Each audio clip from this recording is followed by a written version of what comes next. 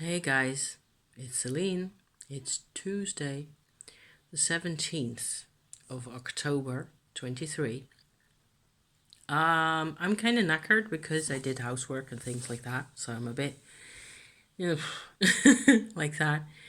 Um, I wanted to come out and talk to you about my card things that have been happening because there are tarot and other card related adventures that I've been having. So we will just see how this goes at this point, okay? I would like to show you the setup that I am working with at the moment, which is a whole new, completely new adventure for me. First of all, I got myself this thing here, which is a tarot journal. It has so far about 10 pages or so of work in. I bought this in Ireland on my holiday. I started drawing in it and I wrote a bit of poetry in it and so on and so forth. And then I decided after, a couple of weeks or so back home that I was going to use this as my separate, like when I have spreads and card spreads and tarot things that I'm working on, I always used to put those in my everyday journal, my normal day-to-day journal where I complain about my life or, find solutions for problems in my life or whatever. There's a leaf in there that fell out just now. I used to always put all my cards that I was drawing over my coffee or whatever else that we did in this house. I always used to lump everything into my journal. And of course, you can see from there where you are that is very nice to do at the moment. However, you're never going to see any progression in your cards, whatever you do with your cards. You're never going to be able to look back and find your results for a particular moment in time or a set of results or anything like that. So I decided that I was going to use this. This is what it kind of looks like now. Very fine scribbles, actually. It looks like really fine scribbles. I haven't realized that it's actually rather small writing that I'm using, but I'm trying to use the book as efficiently as possible. And this is what I've been using to work with this Antoinette Witch's House. Looks like so. So I printed out this whole thing from the internet. I'll put the link in the description. This is a wonderful set of 13 spread questions that you can do all in one go. So using one deck, or take as long as you like. It's just like I am doing at the moment. I'm doing one question a day, so one prompt a day, and trying to use several decks for each particular question, so each particular moment in time. And so I am on day 4. Day 4 is finished now of the 13. And for example, the first one was the front door energy. So each of the questions is like a themed around a position on the witch's house that hopefully you could be able to see right there. That's the witch's house. So the front door is right there at the bottom, and that's where you start. And what is the energy coming in for the autumn and winter months is what it says. Then you get a magpie, one for sorrow, what is causing me unnecessary woes. I did that one on Saturday, so I started off on Friday the 13th. I thought that was bloody brilliant. And, I've been working my way forward like that. Actually kind of skipped Sunday, mostly, although I did pull cards. And there was something really kind of interesting that happened. So there's like constant interesting things that are happening for me while I work with this. And so because I try to combine different decks, different voices, I am also learning how to use those decks in different ways for different purposes, which is something I haven't really done before, not that much. So I tended to always use the imagery or the theme of a deck. So for example, I've got the deck that I started with, which I will probably come back to tomorrow morning, the Circle of Life Tarot. I have used this a couple of times already. It has beautiful nature-based imagery like so, and it's quite delicate, you know, and I find it easy to connect with this one.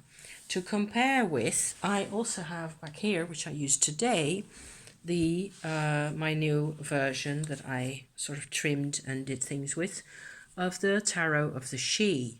So these are both like fairy in nature, elemental forces type, rooted in nature kind of decks, both of them. And it turns out that I actually like to use them for slightly different approaches. This is, to me, Tarot of the She is, this is the booklet that goes with it, is very quite fiery and purposeful and sort of self-assured and confident kind of a thing. So I get confidence out of working with this deck as well, which is why I used it today after a couple of sort of head scratchy moments that I'd been having with another deck, which will be coming out shortly. However, using the Circle of Life is actually much more of a sort of a gentle and, you know, one step at a time, patient sort of a way of working and sort of a vibe. So it's like each of these cards is more, they're the same cards, you know, it's the Tower, it's the Death cards, it's the Strength cards, it's Justice, all of them, you know, so they're all in there, but the artwork actually does pull me in a different direction very much. And so I'm using this Witch's House spread adventure here and the whole of the 13 days that are supposed to be happening with all this work to sort of sit myself in the middle of my tarot collection that I have, which isn't big at all. So far, apart from these, I have used the Halloween tarot one time. I have used the Tarot Micha one time, I think. Twice, maybe? No, one time, I think. Sort of for your basic, for to begin answering a particular question. One of those on the list. And then I have tried to develop whatever comes out of that into a particular different direction from there. So I can sort of use it as a lesson for myself also. It's a learning, you know, like a little project or like a learning stage. I am enjoying myself hugely with this. It's really tons of fun. Also because I get to come back to my cards and think about things again and write it all down and write it out in my booklet here in my my journal. And I have done, I've sort of you know, got these markers and pencils that are in here that I use all the time for, you know, pointing out the majors and the court cards and whatever else, the elements and so on. So I sort of consistently get like a Queen of Cups that keeps coming back in different decks and in different days, you know, like that. And then that highlights a bit for me. And I find it really satisfying to do, and it's just a lot of fun. So over the past 2 days, I've been using this one, the Herb Crafter, which I haven't used hardly at all, I think.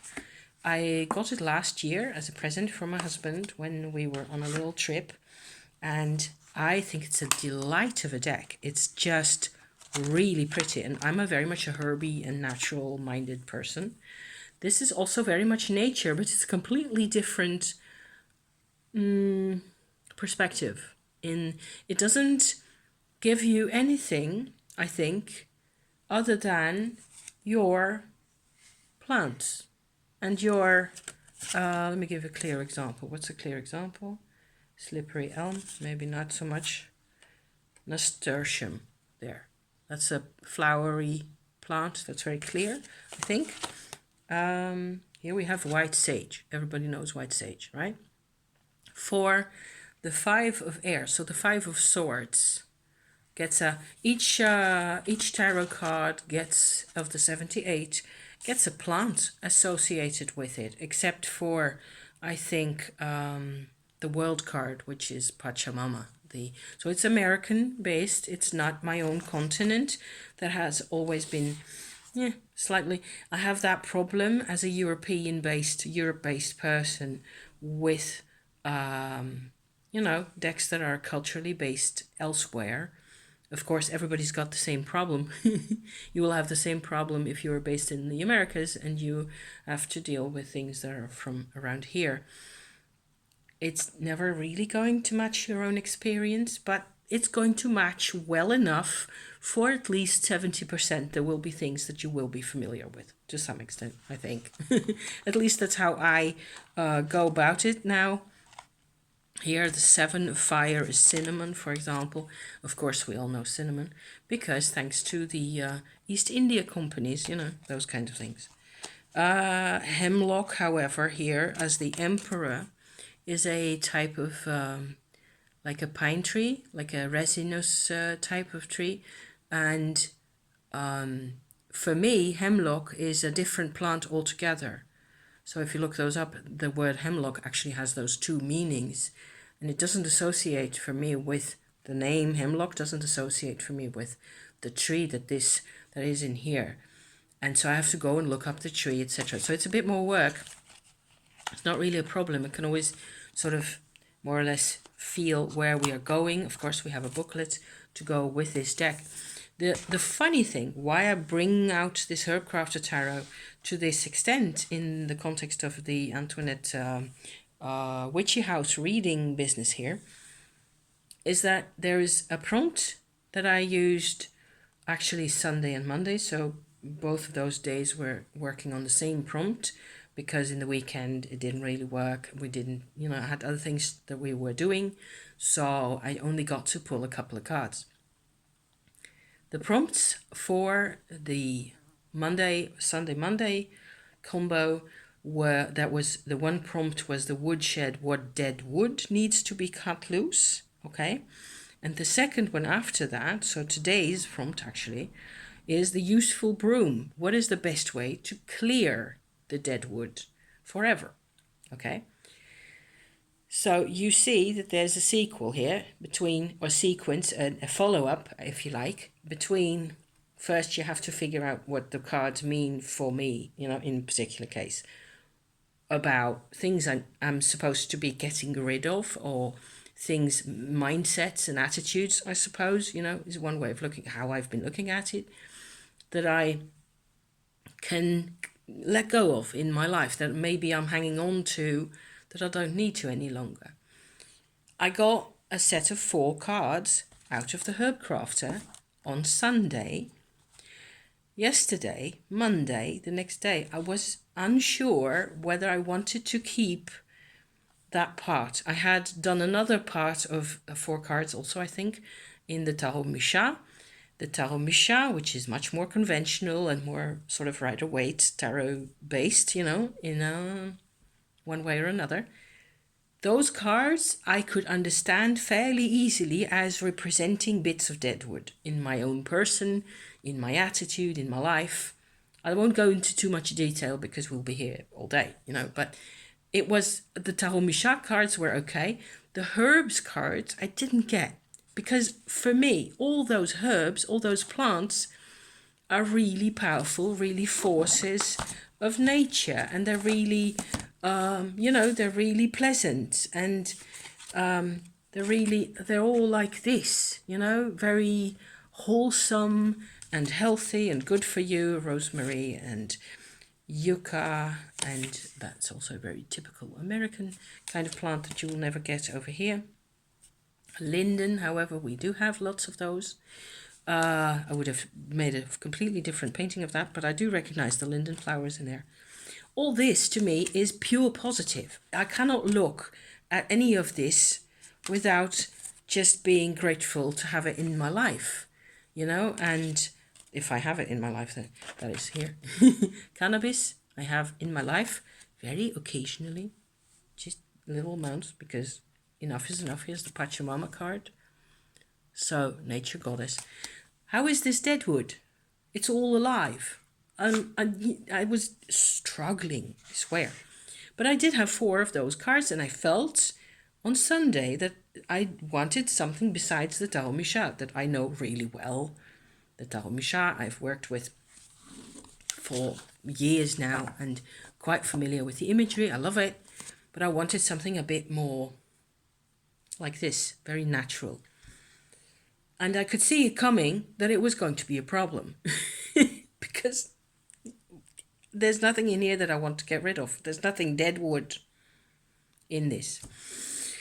So I had to reinterpret my cards and I was struggling.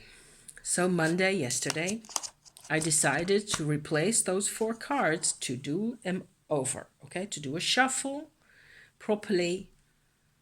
And for each of these decks, by the way, whenever there's a deck that I have not used for an extensive amount of time or not at all, like the Tarot of the She that has come new into the house in the summer, and I haven't really touched it at all, except for my husband, who worked with it a couple of times, I reset the deck. Okay, I put all the cards in order so as to have a clean slate. So I've done that with the Herb Crafters as well, and with a couple of other ones. So the funny thing is, okay, I had 4 cards, bear with me, on Sunday that I sort of ended up more or less discarding. However, I remembered which they were for my deadwood question, okay, from the Herb Crafters. I reshuffled, redrew cards yesterday.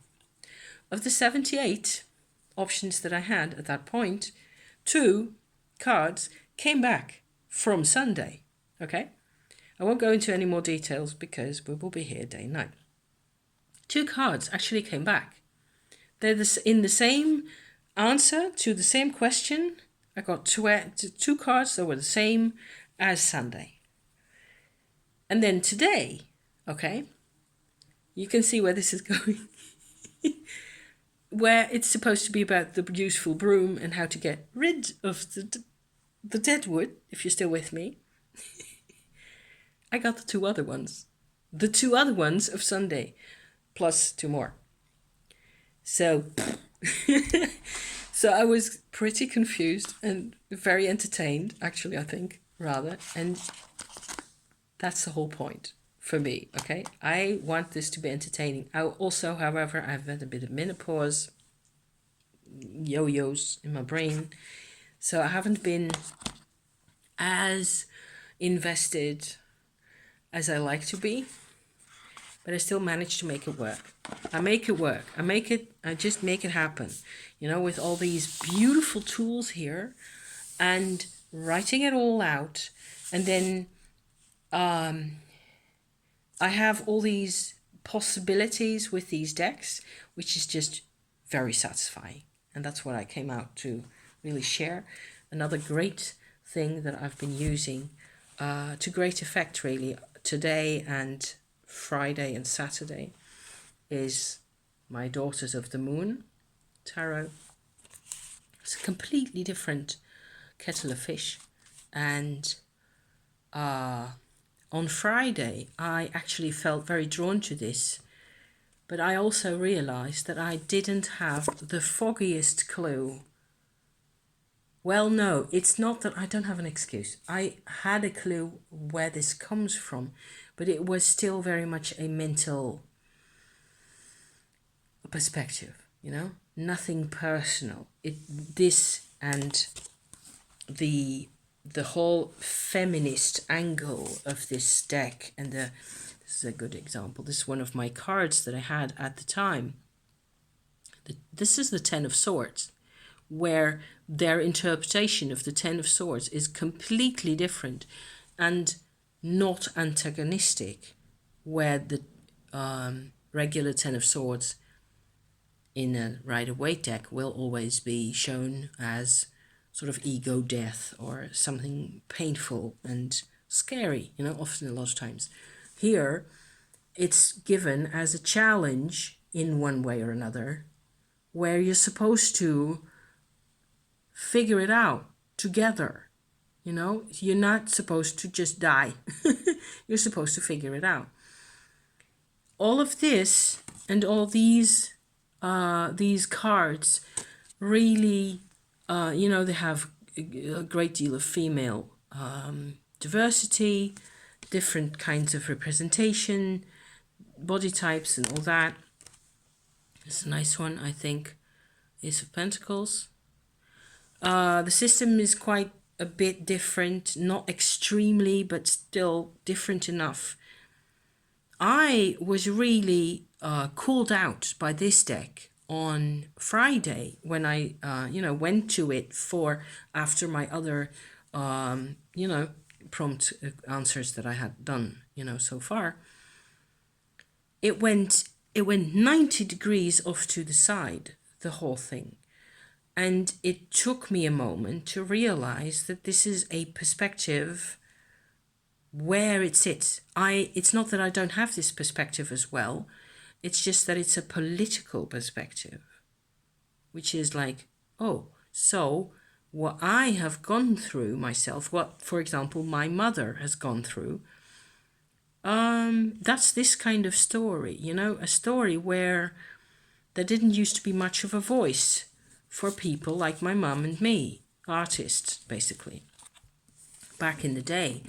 And a lot of it was harsh and difficult. And the deck made that very clear to me. It was like a sudden, you know, gear shift completely.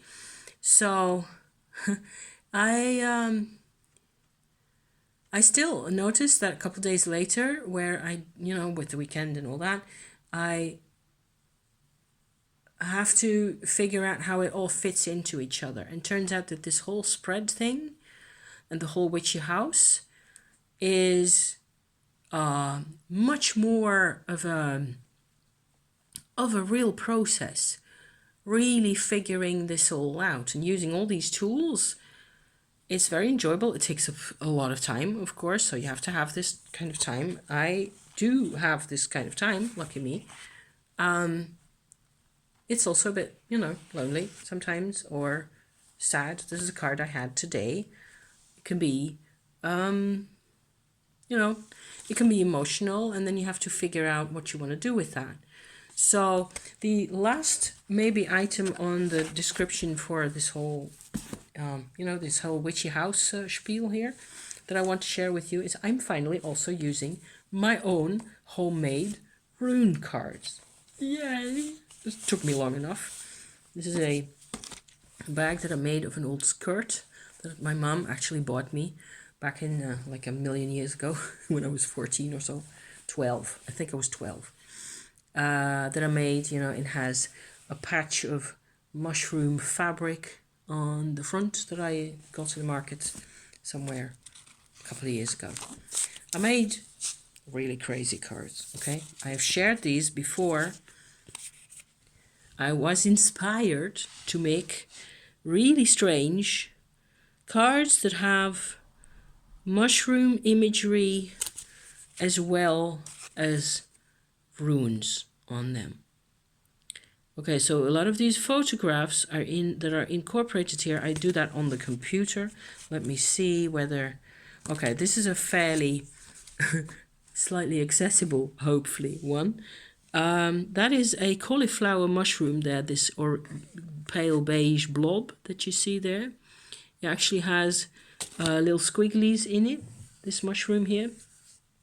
We had those for dinner on Saturday. I found these in the wood, like a massive, large lump of them. So I harvested some, and it was really clean, so I could just chuck it in with my meatballs, and it was totally excellent, because these are really very yummy, very edible, very yummy, and you can't confuse them with anything else. They're just one kind of these, you know, so really easy mushroom. It goes with the Gabo rune over there. See? So each time I put a rune in the oval at the top of the card. The rest of the card is a Seven-angled, heptagon, I think is the word. On the back of the card is the quote from the Anglo-Saxon rune poem, which I also printed out in English because lazy, from Wikipedia, yay. So I can always access that easy enough. I don't really use the Anglo-Saxon that much. It's part of rune culture for me because old times, I used to do things with that in university back in the day. So there's the Fey rune. People are into runes. Birch rune. I just think they're really pretty still. My cards are pretty and special to me with all the, red and white. It's very seasonal. Of course, I only touch this like from September onwards somewhere. And there's a big ass Amanita muscaria in the middle there. There's a big ass Pantherina mushroom. I just hope it's not too bright so you can see what's happening there. Just to have an idea. I had so much fun with also my old photographs of like this, for example, this Amanita here is a photograph that I took using one of those handheld proper cameras, like a mechanical camera. Beautiful things. Great photographs. I take photos of those with my phone and use them. Tons of fun. Endless fun. And what I do now in the context of the sort of rounding off my adventure with my tarot each day now for the Wytchy House spread is I pick runes also by feel. I work way more than ever before with the sense of, shuffling until you feel like, okay, now we are in a state, this is ready to work with the question. These are fairly easy to shuffle, even with a heptagon shape. Still possible to work with. They're very sturdy because it's cardboard and, paper glued together really well. I've been over this 10 times probably with wallpaper glue around all the corners over and over. So, and they've got several edges of paints around the outside, and it's quite sturdy by now. So you can shuffle these and it's quite comfortable. Ideas, to work with cards in different ways. And then at some point you get a sense of, okay, so now it feels like, but I have to really connect because I was obsessed with making them. See what I'm trying to say here is I was obsessed with figuring out how the images were supposed to look, getting all the Anglo-Saxon stuff on, figuring out which runes and which mushrooms were supposed to go together and so on. And there's much more to tell about these. So from there, to get to the point where you can use it as a rune card deck where you go, okay, this is actually a rune that I can do something with at this point in my personal life. That takes, for it to become an oracle. That's like there's a whole gap in between there, and I am sort of working on that now. I'm sort of trying to make that work for me. And this is actually a fairly interesting example because it's a rune, looks like this. Okay. They're additions to the last Anglo-Saxon English territory, that is. So British Isles territory, set of runes that were created at one point. So this is like the early Middle Ages or something when these were made. And this rune, it says underneath, it says Kalk. That's the actual name of the rune. And I don't think anybody really knows what it means because there's no phrases for it in a rune poem or any other, as far as I know. So I just went ahead and attributed, things to it, and I combined it with this image of the bluish grey Russula mushroom that has water in it. So it's supposed to represent a chalice. I think Kalk means chalice.